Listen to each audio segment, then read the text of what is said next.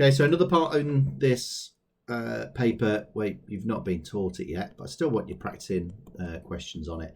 So which of these could be the output for a dynamo? So what's testing? You need to know there's two types of generators. So a dynamo is a type of generator. So it can make electrical current. And there's a dynamo, and that's versus an alternator. A dynamo makes direct current. So, and an alternator makes alternating current. So dynamo makes direct current. So imagine that's 2 volts. And an alternator makes alternating current. So now we've got to check it.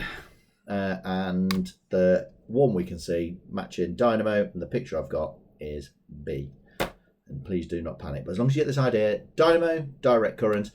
And although we've got these little bounces here, if I was to then draw a line, let's say this would now be 2 amps or whatever it is. But you can see that's direct. It only flows in one direction. With an alternator, this one here is an alternator. It goes forwards, backwards, forwards, backwards, forwards, backwards. There you go. And we will look at that later on because it's probably, I think it's the hardest part of the course. Or one of the hardest parts. Here we go. Output from a battery. Oh, here we go. This is a direct current. Why will a transformer not work? Well, clearly we can see a transformer will not work with a direct current. It must need, smiley face, an alternating current. And what you're going to learn is if I've got an alternating current, so a transformer is a square box with wires wrapped around here and less wires over here. How it works is I put an alternating current in. This creates a changing magnetic field. So this magnetic field will get stronger and weaker, stronger and weaker. An iron core moves it over to here, and then this will induce a voltage or a current. So it's put in current, make a magnetic field, get a current back out. And depending on how many wires are wrapped around each end will depend on whether my current's up or down, or my voltage goes up or down. We'll see if there's a price to pay for that. Okay, so why will it not work? Basic ideas. Transformers only work with alternating current, so a changing magnetic field can be made or induced. The input current we can see above is direct current. The current is not changing. And there we go. But you can see I've highlighted that word changing. And when I teach this later, I'll do the same in my lessons. Just really emphasize this idea of changing magnetic field, changing current, changing voltage. Okay, now we've got a transformer question. So, because you've not been taught it fully yet, you might have done a tiny bit of it in P2, but I don't think we did too much. I'm going to use the equation that's in there, because it says you can use the equations from the end of this paper. So we'll practice using that. So in the back of your paper, you'll see the voltage of the primary divided by the voltage of the secondary equals the number of turns of the primary divided by the number of turns on the secondary equals the current on the secondary divided by the primary. And we can see this one's flipped over because if the number of coils goes up, the voltage goes up, but the current goes down. So now we're just going to put these various things in. So we can see I've got 30 turns on the primary. So, well, this bit's going to go. Get rid of that. Don't need it. It's because it's calculated the potential difference. So we can see the primary number. So that 30 is going to have to go and live in there. 150 on the secondary, that's going to have to live down here. And the potential difference on the primary, that's going to have to live here. Oh, sorry, no, that's the voltage. That bit is that bit. So clearly it's going to be, work that out. Calculate the potential difference or the voltage on the secondary coil. So we can see it's go in the back of your paper, write this out, and then you've got to be able to rearrange it. And I'm going to just show you that rearranging. And this is the harder one because we're going to be left with an inverse value. So putting all these in, the voltage on the primary, there, 25, divided by the voltage in the secondary, we don't know you. The primary had 30 and the secondary had 150. And this bit we don't need because it's not asking me anything about the current and it tells me no information on it. Once I've got this, we can see, well, I need to rearrange that. So my next rearrangement is, well, that 25, so we can see we've currently got that on the top. I'm going to divide both sides by 25. If that happens, that'll become 1. 25 divided by 25 is 1. So I'm left with 1 over VS equals 30 divided by 115 divided by 25. Lovely. Yeah, pretty happy with that. Next part. So I'm left with 1 over the voltage equals 0.08. So clearly I'm going to have to take the inverse of that number to get this. So Vs is 1 over 0.08 equals 125 volts.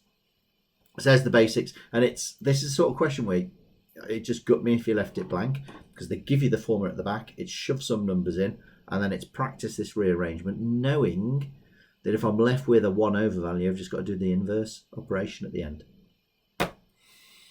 Okay, next one, a question we did to death in year 10.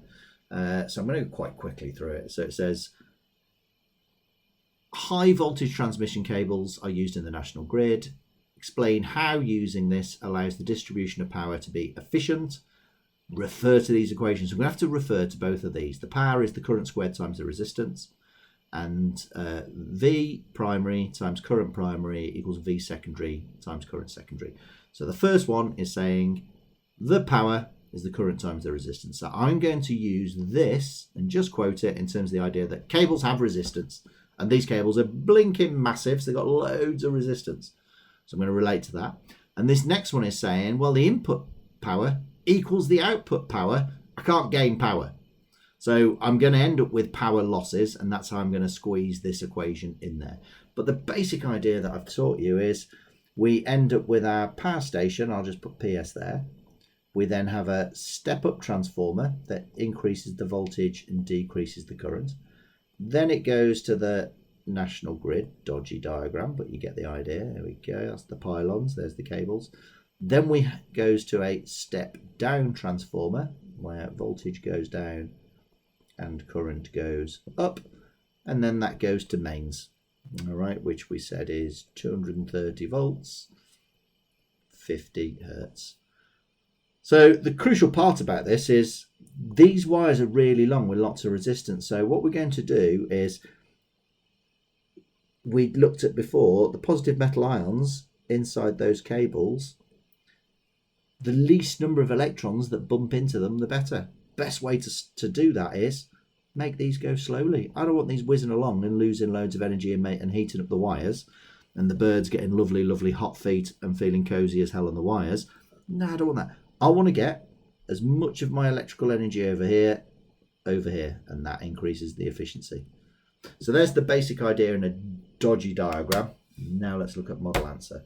So these long cables have resistance, 1 mark. Have loads of resistance because they're long, all right? Because we've learned that resistance increases with length. So the high current flow would lead to more electron collisions and more heat within the cables. It's got 2 marks already out of 6. Now I'm going to have to squeeze these equations in, so I'll show you where I've squeezed them in. The mark scheme squeezes them in a number of different places, but this fits better in my head. So what now happens then is, if I've got a high current, if the electrons are flowing quickly through the wire, I have increased heat. Oh my God, if I get increased heating, I get increased resistance, even more resistance. And this makes even more thermal energy, which is dissipated. So according to this one here, P equals I squared R, even more power will be lost because it's the current times the resistance. And if I'm increasing this value is going to go up. I've lost more power. So if that goes up, if I'm losing more power, I reduce the efficiency as there's less useful electrical energy reaching its destination. So I'll just quickly go over that again. So my way to explain it is wires have resistance and long wires have lots of resistance. The next one is high current is really bad because the electron collisions make more heat. If I make more heat, there's even more resistance because these positive metal ions are vibrating even more. And therefore I'm going to get loads of thermal energy be dissipated into the air or into birds' feet as they're resting on the wires. And then I'm going to squeeze that equation in. According to P equals I squared R, even more power is lost. This reduces the efficiency.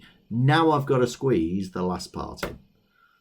Okay, so VP times IP equals VS times IP show total power input equals total power output. And that's, I'm going to squeeze that, I'm just going to state it because it's just testing, you know, that IP violently, that equation. So high PD is reduced by a step-down transformer before the mains. So what we are trying to say here is these wires are massive. Low voltage, high voltage, super high voltage, low current. Go slow, go slow, go slow. Here, with my homes, The wires in our homes are a lot shorter. Now let's let the current move so that it's useful to us, because the resistance is loads less. So short wires in the home, so less power is wasted with the higher current at home. And there we go. I've squeezed both of the equations in, and I've had a good explanation of the fundamental to this is there is resistance in the wires. This will lead to heating. Let's reduce this heating. Slow current, or low current, sorry. And that's it. That's that question done. Uh-oh, discard.